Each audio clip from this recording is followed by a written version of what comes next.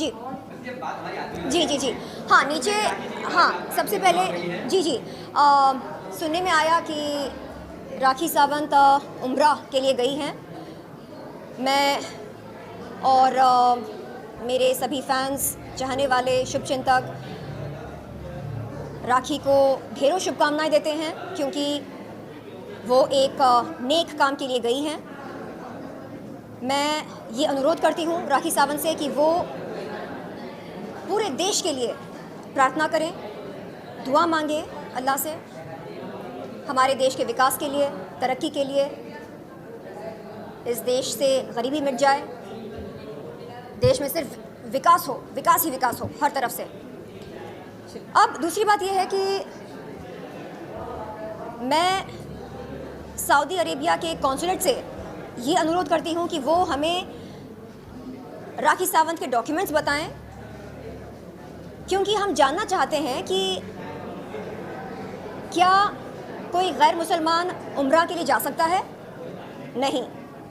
और अगर राखी सच में मुसलमान हैं तो क्या उनके पासपोर्ट पर उनका नाम राखी सावंत है या फ़ातिमा है?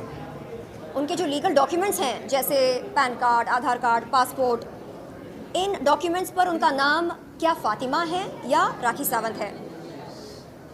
क्योंकि हम सब जानते हैं कि उम्रा के लिए कोई गैर मुसलमान नहीं जा सकता है। तो वो मीडिया के सामने आकर अपना पासपोर्ट दिखाएं, अपने तमाम लीगल डॉक्यूमेंट्स दिखाएं और बताएं कि वो अब राखी सावंत नहीं बल्कि फ़ातिमा हैं। जी जी जी जी जी जी सुनना तो पड़ेगा। सुबह 6 बजे मेरी फ्लाइट है सऊदी की, लेकिन अभी पुलिस स्टेशन जा रही हूँ। आदिल, राशि, शर्लिन चोपड़ा, इन लोगों ने मिलके मेरा 10 मिलियंस का इंस्टाग्राम उड़ा दिया है। जैसे कि आपने सुना, राखी सावंत का ये दावा है कि आदिल, राजश्री और शर्लिन चोपड़ा ने मिलकर उनके इंस्टाग्राम अकाउंट को उड़ा दिया है। जैसे ही मुझको ये वॉइस नोट मिला, मैंने तुरंत एक कंप्लेंट भेजी, आप देख सकते हैं।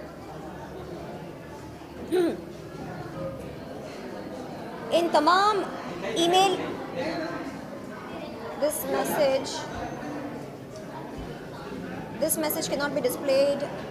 ओके, ये ईमेल एड्रेसेस हैं। एक सेकेंड,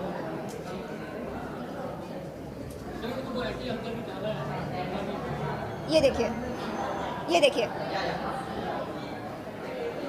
ये तमाम वो ईमेल एड्रेसेस हैं। Cyber cell, CM of Maharashtra और कई सारे हैं यहाँ पर, अलग अलग अथॉरिटीज़ के नाम हैं। और मैंने ये लिखा कि सर, राखी सावंत ने मुझ पर ये इल्ज़ाम लगाया कि मैंने उसके इंस्टाग्राम अकाउंट को उड़ा दिया। और मैंने कहा कि सर, अगर साइबर रिपोर्ट, फॉरेंसिक रिपोर्ट के तहत ये पता चलता है कि ये काम मैंने किया है तो मुझे सज़ा मिले, निश्चित रूप से सज़ा मिले। लेकिन अगर ये साबित होता है कि ये राखी सावंत का कोई प्रैंक है, अगर ये साबित होता है कि ऐसा हुआ ही नहीं, उसका अकाउंट, इंस्टाग्राम अकाउंट हैक हुआ ही नहीं, बल्कि उसने खुद डिसेबल किया है, और अगर इसमें मेरा कोई हाथ नहीं है, तो मैं अनुरोध करती हूँ कि राखी सावंत को इस घिनौने मजाक के लिए कड़ी से कड़ी सज़ा दी जाए। इस तरह से मैंने एक कंप्लेंट बनाकर भेजी। आज सवेरे आप देख सकते हैं टाइम 2:31 AM, 2:31 AM। और आज दोपहर को इसी कंप्लेंट की एक हार्ड कॉपी मैंने ओशिवरा पुलिस चौकी पर पहुंचा दी, दस्तखत करके। तो देखिए, अगर किसी का इंस्टाग्राम अकाउंट या ट्विटर अकाउंट या कोई भी सोशल मीडिया अकाउंट हैक होता है, तो साइबर पुलिस को ये मालूम करने के लिए बहुत समय नहीं लगता, तुरंत वो पता लगा सकते हैं कि किस आईपी एड्रेस से हैक हुआ है, किस डिवाइस से हैक हुआ है, और साइबर रिपोर्ट और फोरेंसिक रिपोर्ट से पता चल सकता है कि हैकर कौन है और कहां से उसने ये इस अपराध को अंजाम दिया। आप वही किसी पर भी इल्ज़ाम नहीं लगा सकते, हैकिंग का इल्ज़ाम या कोई भी इल्ज़ाम हो। तो राखी सावंत ने फिर से एक बहुत बड़ी गलती कर दी, अपने इस घिनौने मजाक में मेरा नाम शामिल करके। देखिए, मुझे समझ में नहीं आता कि वो ऐसा क्यों करती है मेरे साथ, क्यों इतनी दुश्मनी, क्यों? क्या आप बता सकते हैं? मैं आपको बताती हूँ। अवार्ड ले लेते हैं। अच्छा ठीक है, अवार्ड लेकर मैं आती हूँ और फिर मैं आपको बताती हूँ कि क्यों मैं मैसूर गई थी राखी सावंत के लिए इंसाफ की गुहार लगाने। कैसे उसने मुझको मजबूर किया था।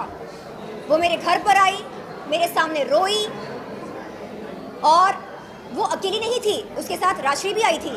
तो राजश्री इस बात की गवाह है कि वो मेरे सामने आई, मेरे घर पर रोकर, गिड़गिड़ाकर उसने कहा कि शर्लिन, अगर तुम मेरी बहन हो, अगर तुम महिलाओं के लिए कोई मसीहा हो तो मेरे साथ चलो। मैंने कहा भाई, बहन, मेरी बहन, मैं तेरी सगी बहन तो हूँ नहीं, और तूने जो हरकत करी है मेरे साथ, मीडिया के सामने मेरे आपत्तिजनक फ़ोटोज़ वीडियोस दिखाकर, मेरी इज्जत की नीलामी करके, तूने जो शर्मसार काम किया है, उसके बाद अगर तू कहती है कि तू मेरी बहन है और मैं तेरी बहन हूँ, तो इससे बड़ा घिनौना मजाक हो ही नहीं सकता।